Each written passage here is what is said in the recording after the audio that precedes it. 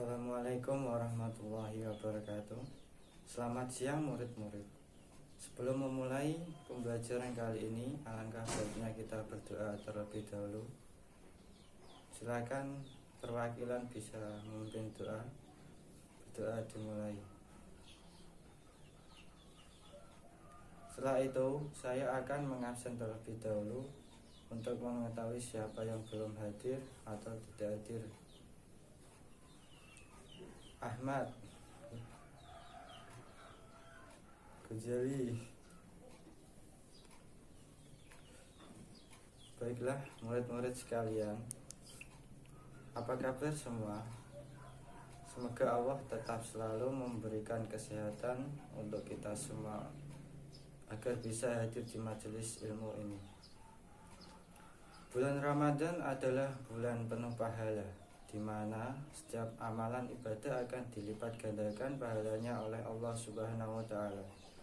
Selain itu, di bulan Ramadan ada suatu malam di mana setiap amalan ibadah akan lebih baik daripada ibadah selama 1000 bulan. Malam itu disebut Lailatul Qadar, yang disebutkan ada di 10 hari terakhir bulan Ramadan. Selama 10 hari terakhir bulan Ramadan, beberapa orang biasanya memaksimalkan amal ibadahnya dengan melakukan i'tikaf di masjid. Oleh karena itu, biasanya kaum muslimin dari hari itu banyak yang berada di masjid dengan penuh kekhusyuan dengan niat i'tikaf. I'tikaf merupakan salah satu sarana kita untuk mendekatkan diri kepada Allah Subhanahu wa Ta'ala. Lalu apakah i'tikaf hanya dianjurkan pada akhir bulan Ramadan saja?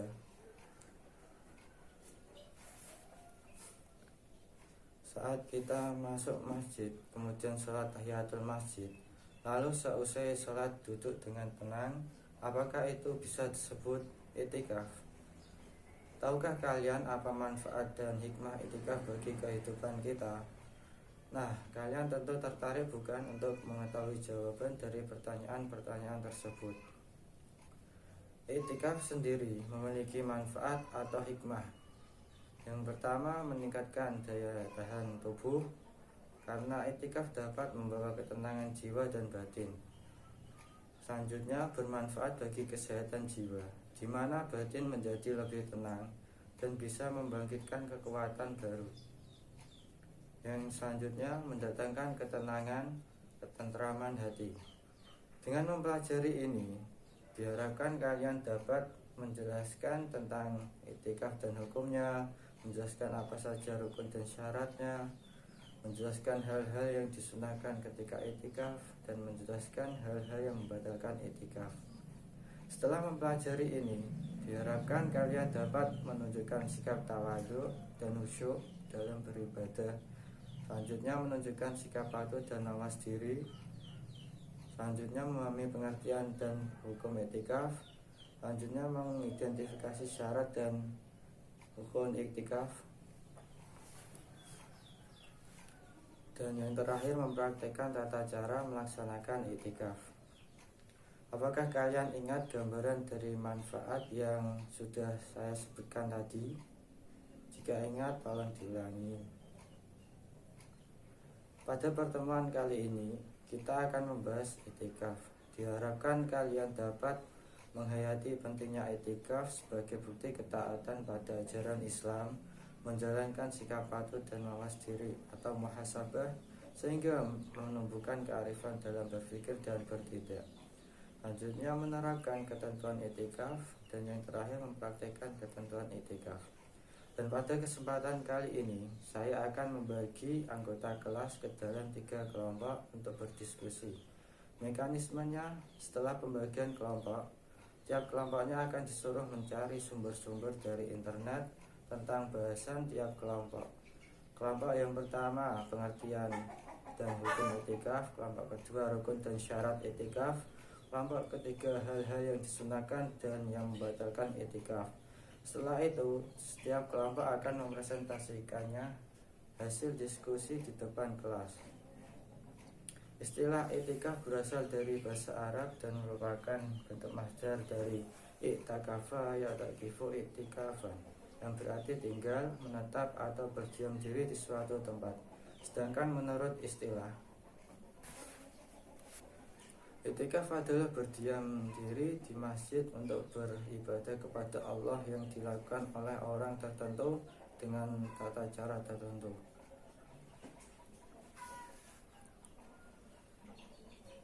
Jumhur ulama berpendapat bahwa hukum asal melaksanakan i'tikaf adalah sunnah dan bisa berubah menjadi wajib jika seseorang bernazar untuk melaksanakannya. Namun meskipun demikian, ada perbedaan pendapat di antara para ulama tentang tingkat kesunahannya. Mazhab Syafi'iyah sendiri memandang semua i'tikaf itu hukumnya sunnah muakkadah kapan saja dilakukan. Namun bila dilakukan pada 10 hari terakhir di bulan Ramadan, level kesunahannya lebih tinggi lagi. Tahukah kalian mengapa para ulama fikih tidak berpandangan bahwa hukum melaksanakan i'tikaf adalah wajib? Padahal Rasulullah SAW senantiasa melaksanakannya setiap tahun, terutama pada 10 hari terakhir bulan Ramadan. Para ulama berargumentasi bahwa Rasulullah SAW memang tidak mewajibkan seluruh sahabatnya untuk melakukan i'tikaf. Pada saat beliau SAW beriktikaf, memang ada sebagian sahabat yang ikut beriktikaf bersama beliau, namun sebagian yang lain tidak ikut. Rukun i'tikaf. Tahukah kalian apa yang harus kita lakukan pada waktu melaksanakan i'tikaf? Pada waktu kita beriktikaf, ada 2 rukun yang harus diperhatikan. Yang pertama, niat, yaitu menyengaja untuk beriktikaf.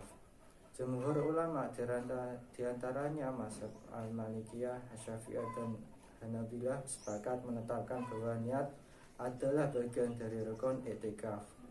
Sedangkan mazhab Al-Hanafiyah menempatkan niat sebagai syarat i'tikaf dan bukan sebagai rukun.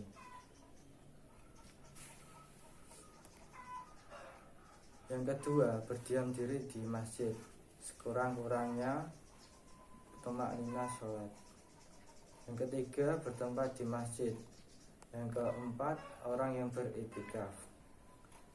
Selanjutnya, syarat i'tikaf. Sebelum melaksanakan i'tikaf, ada beberapa syarat yang harus dipenuhi. Tahukah kalian apa syarat-syarat tersebut? Mari kita pelajari. Yang pertama, Islam. Dengan disyaratkannya status beragama Islam, maka orang kafir atau orang yang tidak beragama Islam tidak sah bila melaksanakan i'tikaf. Yang kedua, balik atau mumayyiz. Seorang anak yang belum balik tetapi sudah mumayyiz, apabila melaksanakan ibadah i'tikaf, hukumnya sah dan berpahala. Selanjutnya, berakal sehat. Ibadah i'tikaf membutuhkan niat dan menyengaja untuk melakukan. Orang yang tidak punya kesadaran atas dirinya tentu tidak bisa berniat untuk mengerjakan suatu ibadah, termasuk i'tikaf. Yang keempat, suci dari haid dan nifas. Wanita yang sedang mendapati darah haid atau nifas tidak dibenarkan ikut beriktikaf di masjid. Dasarnya bukan karena khawatir darahnya akan mengotori masjid, sebab syariat Islam membolehkan wanita yang sedang mengalami istihadah untuk masuk masjid, kalau larangan itu semata-mata karena khawatir darah akan menetes dan merusak kesucian masjid. Seharusnya wanita yang sedang mengalami istihadah pun dilarang masuk masjid. Yang kelima, suci dari hadas besar. Orang yang sedang dalam keadaan berjanabah atau hadas besar diharapkan tidak masuk ke masjid, sehingga ia tidak boleh mengerjakan i'tikaf. Lantaran i'tikaf itu hanya dilaksanakan di dalam masjid. Dasar atas larangan orang yang berjanabah atau berhadas besar berada di dalam masjid. Firman Allah Subhanahu wa taala, ya ayyuhalladzina amanu la taqrabus shalah wa antum sukara hatta ta'lamu ma taquluna wa la junaban illa 'abiri sabilin hatta taghsilu. Artinya, hai orang-orang yang beriman, janganlah kamu salat sedang kamu dalam keadaan mabuk, sehingga kamu mengerti apa yang kamu ucapkan. Sedang kamu dalam keadaan junub terkecuali sekedar berlalu saja hingga kamu mandi. Selanjutnya, hal-hal yang membatalkan i'tikaf. Tahukah kalian apa saja yang membatalkan i'tikaf? Beberapa hal yang dapat membatalkan i'tikaf ada beberapa, di antara lain yang pertama berhubungan suami istri, yang kedua keluar sperma, yang ketiga mabuk yang disengaja, yang keempat murtad, yang kelima haid, yang keenam nifas, yang ketujuh keluar tanpa uzur, yang kedelapan keluar untuk memenuhi kewajiban yang bisa ditunda, yang kesembilan keluar disertai alasan hingga beberapa kali, padahal keluarnya karena keinginan sendiri. Selanjutnya hal-hal yang diperbolehkan ketika i'tikaf. Yang pertama, keluar masjid untuk keperluan yang tidak bisa ditunda. Biasanya itu buang hajat, keluar dalam keurusan ketaatan, namun tidak wajib seperti mengunjungi orang sakit dan lain-lain. Yang kedua, menyisir rambut dan merapikannya. Yang ketiga, membawa kasur dan perlengkapan lainnya ke masjid. Yang keempat, makan dan minum di dalam masjid dengan tetap memelihara dan menjaga kebersihan dan kemuliaan masjid. Yang kelima, menerima tamu dan mengantarkannya ke pintu masjid. Selanjutnya, amalan-amalan yang dianjurkan ketika i'tikaf. Antara lain, yang pertama, sholat. Memperbanyak sholat saat i'tikaf amat dianjurkan, sebab sholat merupakan utama-utamanya ibadah dan paling besar pahalanya. Yang kedua, memperbanyak membaca Al-Quran. Yang ketiga, berzikir. Yang keempat, bersolawat. Yang kelima, mengurangi hubungan dengan orang banyak. Sekian materi yang bisa saya sampaikan. Yang terakhir akan saya simpulkan. Istilah i'tikaf berasal dari bahasa Arab dan merupakan bentuk masdar dari i'takafa ya'takifu i'tikafan, yang berarti tinggal, menetap atau berdiam diri di suatu tempat. Sedang menurut istilah, i'tikaf adalah berdiam diri dalam masjid untuk beribadah kepada Allah yang dilakukan oleh orang tertentu dengan tata cara tertentu. Jumhur ulama berpendapat bahwa hukum asal i'tikaf adalah sunnah dan bisa berubah menjadi wajib jika seseorang bernadar untuk melaksanakannya. Rukun i'tikaf diantaranya niat, berdiam diri di masjid sekurang-kurangnya selama tumakninah salat. Yang ketiga, bertempat di masjid. Yang keempat, orang yang beriktikaf atau mutakif. Selanjutnya syarat i'tikaf diantaranya Islam, balik, berakal sehat, suci dari haid dan nifas, suci dari hadas besar. Hal-hal yang membatalkan i'tikaf diantaranya hubungan suami istri, keluar sperma, mabuk yang disengaja, murtad, haid, nifas, keluar dari masjid tanpa udzur, keluar untuk memenuhi kewajiban yang bisa ditunda, keluar disertai alasan hingga beberapa kali, padahal keluarnya karena keinginan sendiri. Selanjutnya hal-hal yang diperbolehkan ketika i'tikaf diantaranya keluar masjid untuk keperluan yang tidak bisa ditunda. Yang kedua, menyisir rambut dan merapikannya. Yang ketiga, membawa kasur dan perlengkapan lainnya ke masjid. Yang keempat, makan dan minum di dalam masjid dengan tetap memelihara dan menjaga kebersihan dan kemuliaan masjid. Yang keempat, menerima tamu dan mengantarkannya ke pintu masjid. Selanjutnya hal-hal yang dianjurkan ketika i'tikaf diantaranya sholat, memperbanyak membaca Al-Quran, berzikir, bersolawat, mengurangi hubungan dengan orang banyak agar lebih fokus dengan ibadah yang kita lakukan. Selanjutnya hikmah i'tikaf sendiri diantaranya meningkatkan daya tahan tubuh. Kedua, bermanfaat bagi kesehatan jiwa di mana batin menjadi lebih tenang dan bisa membangkitkan kekuatan baru. Yang ketiga, menghidupkan kembali hati dengan selalu melaksanakan ketaatan dan ibadah. Yang keempat, untuk merenungi masa lalu dan memikirkan hal-hal yang akan dilakukan di hari esok. Yang 5. Mendatangkan ketenangan, ketentraman hati. Yang keenam, mendatangkan berbagai macam kebaikan dari Allah Subhanahu wa Ta'ala.